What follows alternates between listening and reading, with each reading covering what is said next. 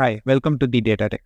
So today we are going to discuss about how to deploy an application in Airflow. So what we are going to do is we gonna do a small Python ETL, extract, transform, load, and we will be developing a Python ETL code, and that code has to be get scheduled in Airflow, and every 5 minutes once the code has to run. So this is what the agenda of the video.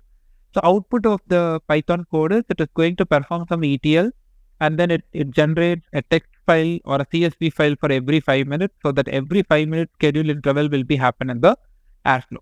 So we are going to develop an application and then onboard it in Airflow. So end to end we are going to discuss. So this video will be quite lengthier but worth watching. Please do watch till end. So what I'm going to do is I'm going to have a MySQL database, and then I'll be having my data here, and then I'll be writing a Python code to read this MySQL data, and then I will be performing some ETL, extract, transform, load, a very simple ETL. So the video agenda is to onboard a Python ETL code in an Airflow. The agenda is not the Python ETL code. Okay, it's about onboarding that in Airflow. So that's why in Python I'm going to write a very simple ETL code, and this output of this ETL code is every 5 minutes, like it has to generate a file. So file 1, and then so it is F1, and then on 12:10 it has to be F2, and then like 12:15 it has to be F3. So I'm going to generate for every 5 minutes, I'm going to generate a CSV file with the transformed output. So the data source is MySQL. Okay. So now what I'm going to do is, so this is the code. So I'll be writing an Python code for this. So now I'll be using Airflow, and in Airflow I'm going to create a DAG. So what is DAG, and introduction of Airflow, and how to install it in Windows or Linux. So everything is already available as a video in my playlist, and that playlist link is there in the description box of this video, where you can find all the Airflow videos. Fine. So to create a DAG in Airflow also we have to write a Python code. Okay, so Airflow. So to create a DAG in Airflow, we should use Python only. So Airflow supports Python templates and Python code to generate the DAG, and that the DAG is what is actually going to schedule your job. Fine. So here what I'm going to do is, this is the code that my Airflow is going to invoke. Okay, so for every 5 minutes, so the DAG will invoke this code. Okay, so instead of doing this directly, what I'm going to do is I'm going to write a wrapper script. Okay, so wrapper.shell script. So what will be there inside this wrapper, So inside this wrapper, I'll be having one line code called Python 3. So we can give a name for this ETL code. Okay, I'll name it as ETL script.py. So within this wrapper, I'll be having one line of a code. So Python 3 space ETL underscore script.py.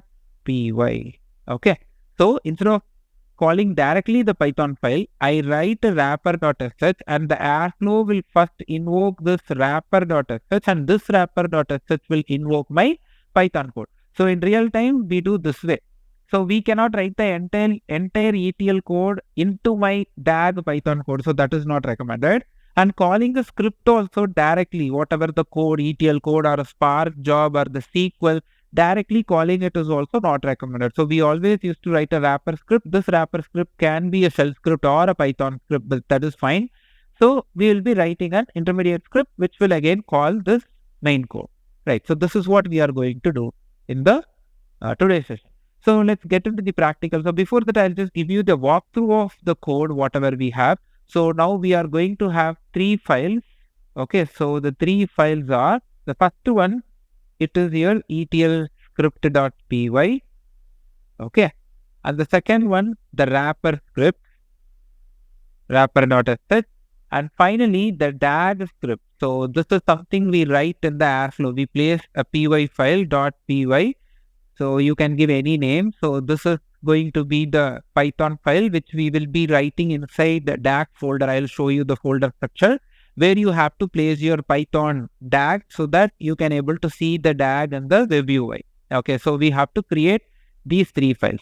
So let me give you a walkthrough, and here we are going to use MySQL. So you need to install MySQL in your machine, whether it could be Windows or Linux. You have to install it to perform this exercise. So how to install MySQL? So there is a video, and that video link is there in the description box of this video. You can follow the steps to install the MySQL in your machine. Right.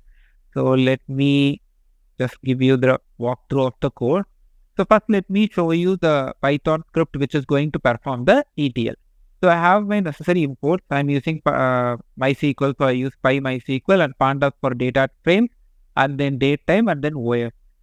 So here I have my MySQL configuration. So first I'm writing a method fetch data from MySQL, and while installing the MySQL, you will have to give all this information. For example, the host is localhost, and username for your MySQL is root, password is root, and which database your table is there, and what database name your tables are present, you have to give that database name. So root, username, and password you will be giving while installing the MySQL. And one important thing, in the real time, we will not expose the username and password like this in the code. There will be a separate key files which will be generated, and we will be doing an API call to the key file to get the authenticity. And even after that, no one can able to see any password or nothing. They will see junk. No one can able to decrypt it. Okay, that is for the security purpose. So this is just a sample. That's why I've just added this as part of the code. Fine.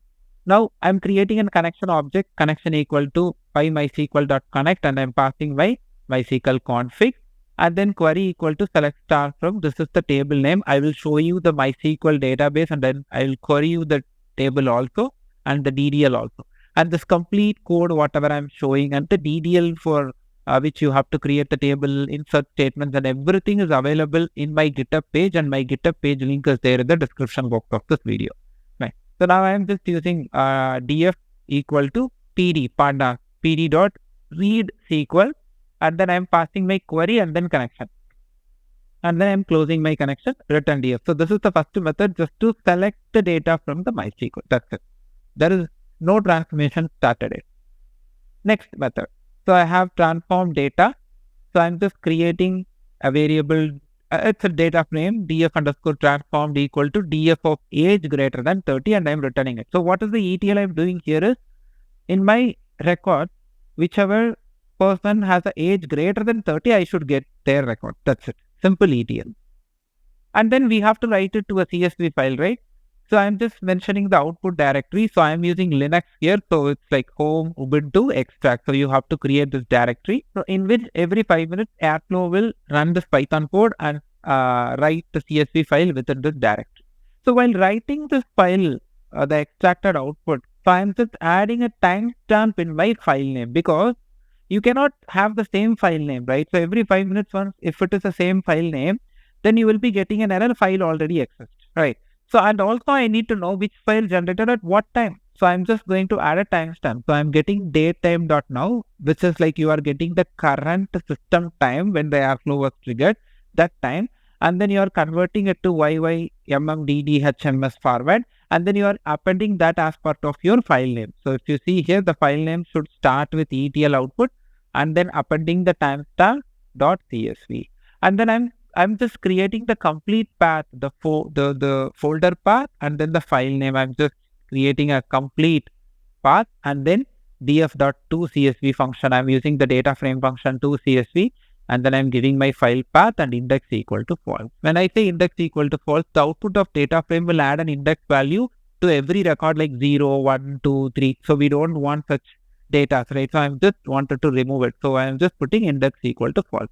And finally, the print statement. So since we are going to run this in Airflow UI, you have the option to where to see the log. So in that log, you will be seeing these print statements. Okay. And finally, the ETL process. In this method, I'm going to call all the methods what I have written previously. So I'm just calling the fetch data from MySQL, and I'm passing this select output to my transformed method, transform underscore data, which is this method. And then I'm invoking write data to a file, and I'm passing this. And finally, in the main, I'm invoking the last method, like bottom to top upload. So this is the code which the Airflow is going to run it. But I said Airflow will not going to run this code directly. So we have to have a wrapper script.sh. In that you can see it's a bash. So Python 3 home Ubuntu ETL script.py. It is just calling the ETL script to py. That's it. Now we have done with these two files. Now what is the one file which is pending is your DAG. In Airflow, everything has to be communicated as a Python. So ETL DAG.py is going to be your DAG file. So once you place this file in the Airflow, the DAG will be created. So what I have in this file? So first you need to put all your necessary Airflow inputs and then default underscore org where you have to give some information to Airflow we have to give. First, owner, it is default Airflow. Depends on cost. So what does that mean? So Airflow is not just a scheduler, it's a workflow management. So imagine I have some dependency on a previous code, Python code. Only when that code completes, my current ETL script.py should start. If you have such dependency, you have to put true. But for these things and all, I am going to upload a dedicated video. Please stay in touch with my playlist. Email on failure. Okay, if job failed in Airflow, then you should get an email with true. You can add true. Now we are not going to do that, false. Email on retry. Now the job is retrying it. Okay, in that case, you need an email.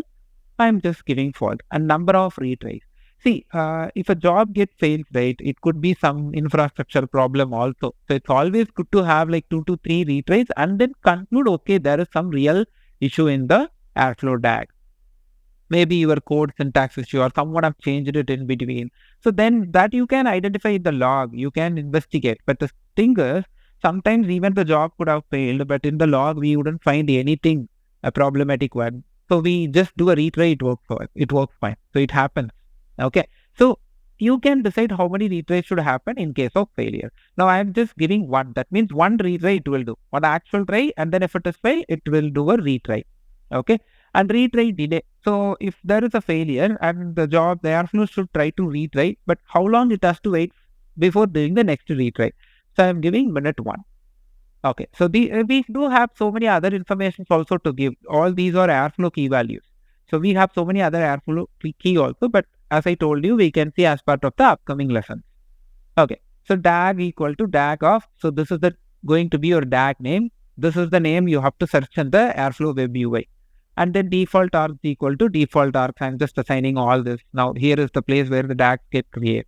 Description equal to, and I'm just giving some information about my job. Schedule interval, main part. So what is the schedule interval? Every 5 minutes. So minutes equal to 5. So every 5 minutes, this complete DAG should get execute. And that means every 5 minutes, I will be getting an output file in my extract folder with timestamp. And finally, I am telling which script this Airflow should run. So which script? Just imagine which script. This is the question. So it's not our ETL script.py. It is our wrapper script.sh. Okay. So sh means it's a shell script. It's a bash operator. You have to give bash operator. Okay. So you can even call ETL script.py directly also. In that case, you have to give Python operator and the task ID. So I'm giving a name for my task as run_ETL. You can give any name. Okay, so job name is when I say job, it is DAG. DAG name is MySQL ETL DAG. But within the DAG, you can have so many tasks. So one such task is run ETL. You can give any name here. So bash command. So bash space home. So whatever the invocation command, you have to give that. So home Ubuntu wrapper script.sh. Important after sh, give a space. So give a space after the path. So that's why I just added this comment statement. And finally, DAG equal to DAG. Fine. So we did a walkthrough of all this code, and now let me tell you. Okay, first I'll show you the DDL, the MySQL DDL. So this is the DDL. So create this database, and then within that database, create this table with all this field, and then you have the insert statements also. So I have one more insert statement. Just leave this. So this is an insert statement, and when I run this, what is the ETL logic? People who have age greater than 30, I should get them. That means I will be getting this record as my output, right? And I have one more insert with age 36, and that means I will be getting these two as my output, fine. So prerequisites, so you have to install all these packages. Make sure you install all this because it's all like a dependency. Pip install Python libraries we have to install. And then this is the command. It's not necessary for you to do if you have already done the installation. I have covered this line in that video itself. So this is the place where we set username password for our Airflow web login. Okay, Airflow Web UI login, we are giving username and password. So I'm giving my username as admin. When you execute this command, in the command prompt, it pops up and asks for type your password, create your password, and then it asks for enter the password. 2 times you have to give to make sure the password is correct. And once that is done, your username and password is set. Fine. So now what we are going to do is, now let's get into my Ubuntu. So I have installed my Airflow in my Ubuntu as a virtual environment. I created a virtual environment and then I have installed it. So to start my virtual environment, I have to go with this first command. It's a general thing. So I could, because if you have seen my Linux installation video or Windows installation Airflow video, right? I have mentioned like how to create a virtual environment and how to get into the virtual environment. So this is a line. The first line I'll just copy and paste it here. Okay. So now I'm going to start my Airflow web server port first. So web server, and it has to run at the port 8085. And that means when you go to web browser and just type localhost 8085, you can able to see the web UI. Okay. So just Control C, go back, enter. So this will start the web UI. Okay. So you can see. So now if you go to your web UI, right? So localhost 8085. So it is asking for the username and password. So it is admin and my password is also admin. So this is something, a step that you might have done while installing the Airflow itself, if you followed my video. Okay. Okay. So if you can see, we entered into our Airflow web UI. Okay. So now we just started the Airflow web UI, but we haven't started the Airflow scheduler. So the next command is Airflow scheduler. Copy this. And so if you can see already in my previous window, the Airflow web server is running. So open another Ubuntu terminal. And then this again, you get into the virtual environment and then trigger it. Airflow scheduler. Okay. So now the scheduler have started. So Airflow web server and scheduler, both you have to start. So now again, you have to open another window, because in one window scheduler is running and one window web server is running. So open a new window, the Ubuntu window, and then get into the virtual environment again. Fine. So now few more things I wanted to tell you. So for example, sometimes your web server or Airflow scheduler would have running already. Maybe like in the previous time you haven't killed it properly, and when you start it, you might get a error message saying that the process already in use or something like that. You can try these options. So you can find a grep for Airflow and you will be getting the process ID. With that, you can use kill-9 space and you can give whatever the ID is, or you can run this command. Okay, fine. So now what we are going to do, first let's place these Python file. So this is our ETL file. So what I'm going to do, I'll make sure that I'm in home. Yes, home/Ubuntu. I'm going to create a Python file, etl_script.py. Enter. Press I and then paste it. So the complete code I'm just pasting here. Okay, this is done. So what is next? The wrapper script, right? So wrapper_script.sh. Enter. So I have to copy the 2 lines and go back, press insert, paste, and then save this file. So this is done. So what else? So we have this Airflow DAG.py, which is ETL DAG.py, right? So this is the main part. So go back, change your directory to Airflow, enter.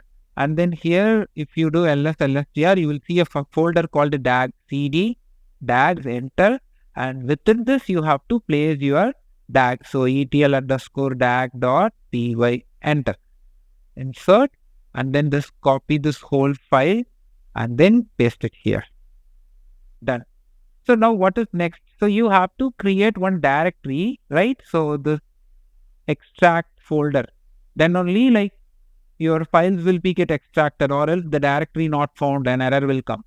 So back to home folder, make sure, just give pwd, make sure you are in home, mkdir, extract. Yes, created. It's all done now. and our Airflow scheduler is running, and then our Airflow web server is also running. Now go back to your web server and just do a refresh. Okay, so now you will be seeing so many DAGs. So these are some of the example DAGs which Airflow provides to us, but we have to find our DAG. Okay, what is our DAG name?